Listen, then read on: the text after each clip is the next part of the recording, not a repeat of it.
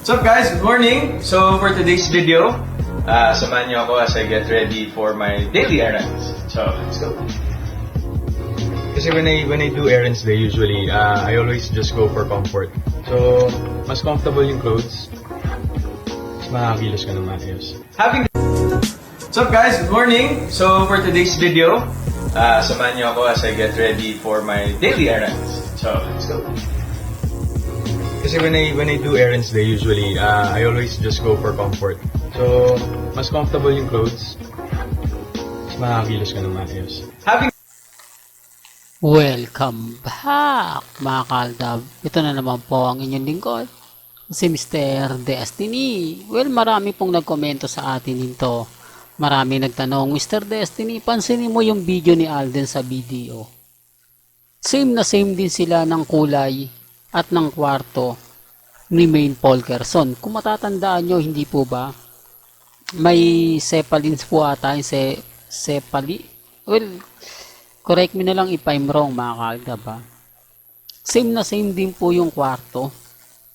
Tapos yung kumbaga bathroom na kung saan nga po lumabas si Alden Richards. Real talk mga kaldab, hindi na nga po niya kinunan yung loob eh. Kasi magkakabistuhan. Hindi po ba? Sinasabi ko lang po ito mga kaldab para lang po malinaw. Para lang po sa mga taong dumadaan at bumibisita po sa channel ni Mr. Destiny.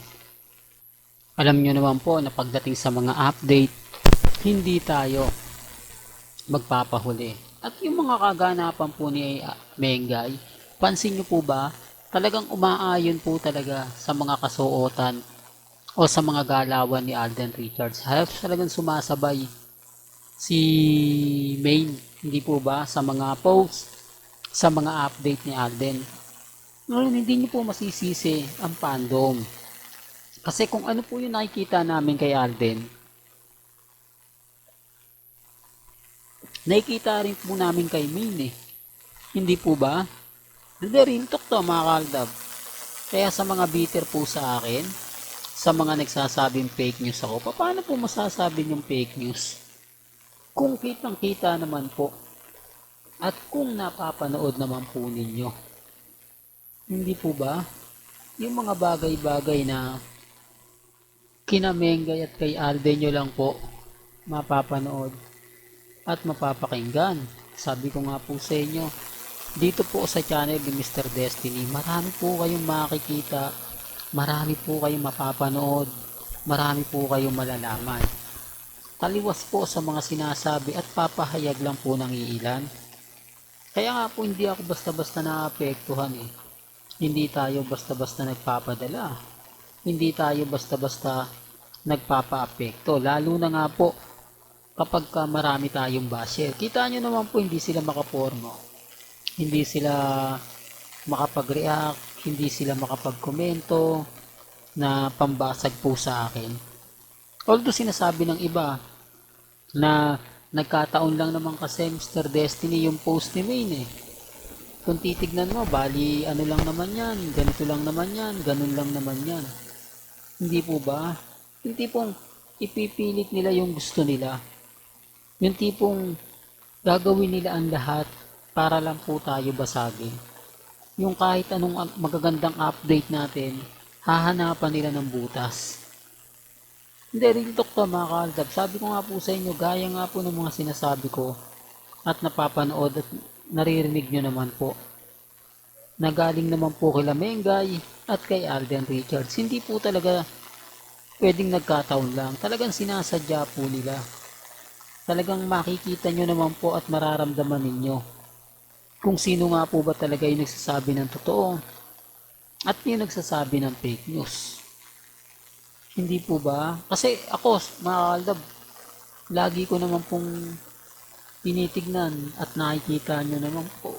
Hindi po ba? Hindi nyo naman po pwedeng sabihin na yung mga ina-update ko hindi totoo. Kasi galing naman po kay Mengay. Galing naman po kay Alden. Po pwedeng sabihin fake news pag hindi galing sa dalawa. Po pwedeng yung sabihin na puro paasa lang kung wala naman po kayong nakikita. Eh may nakikita po kayo eh. Yan yung pagkakaiba. Yan yung sinasabi ko na hindi po naiintindihan ng mga bitter po sa akin. Sa ngayon mga kaaldab, sabi ko nga po sa inyo, sa ngayon relax lang po tayo. Sa ngayon kampante lang po tayo. Dahil darating na po ang hinihintay nating tamang panahon. Napakarami po natin nababasa. Napakarami po nating naririnig na pumapabor nga po sa Aldab Nation. Kaya nga po nag-iingay sila eh. Kaya nga po binabasag nila tayo kasi sila rin po nababasa nila eh. Sila rin po nakikita nila. Siyempre, sino yung pupuntahan nila? Si Mr. Destiny. At anong gagawin nila kay Mr. Destiny? Babatikusin po tayo. Gagawan tayo ng maraming issue para nga po magtigil na tayo. Para nga po sumuko tayo. Pero doon po sila nagkamali. Dahil habang dumarami ang basher ko, lalo po tayong nagiging matatag. Sa totoo lang po, hindi naman ganito dati. Hindi po ba?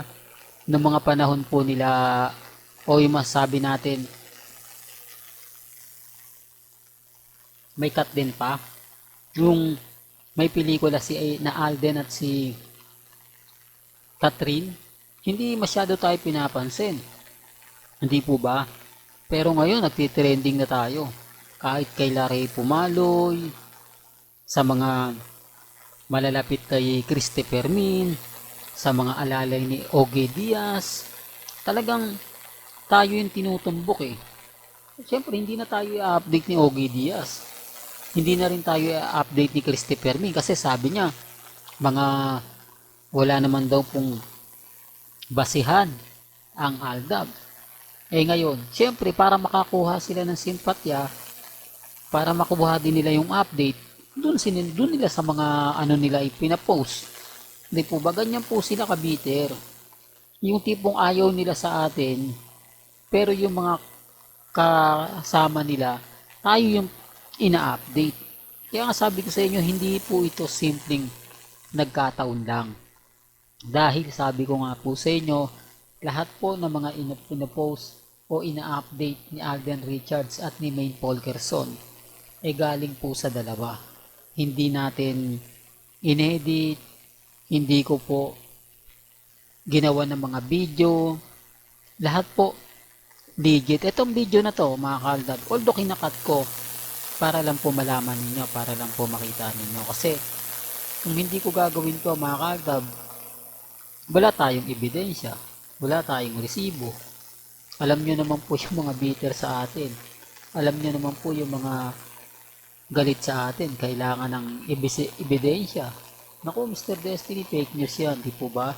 Eh ngayon nagbibigay tayo ng ebidensya. Tapos sasabihin nila na wala daw katotohanan. Eh wala naman pong problema yan. Hindi po ba? Hindi naman tayo namimilit eh. Ang sa akin lang naman po, eh kung ano lang po yung latest, kung ano lang po yung trending, doon lang naman po at yun lang naman po yung ina-update natin. Hindi po ba? Kaya sa mga bitter po sa akin, sa mga naiinis, hayaan nyo lang po yan. Pasensya na po mga kaaldab kung bakit ko sinasabi to, kasi dumarami na po yung bitter eh. Nagulat nga ako, talagang binaha tayo ng pambabatikos. Dati tahimik lang po sila eh. Ganun po talaga yan kapag nagtitrending tayo, nagbabiral tayo, pinupush nila yan para mabasagin tayo, para makita nga po na kumbaga tayo yung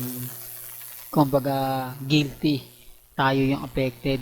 Di po ba sila yung panalo at tayo yung talo? Pero sa ngayon mga kaaldab, nakita nyo naman po yung mga ebidensya at resibo. Kayo na po makapagsasabi, kayo na po magpapatunay kung sino nga po ba talaga ang nagsasabi ng totoo at nagsasabi ng fake news. Hindi po ba? Real talk to mga kaaldab, sa mga bitter po sa akin, hayaan nyo lang.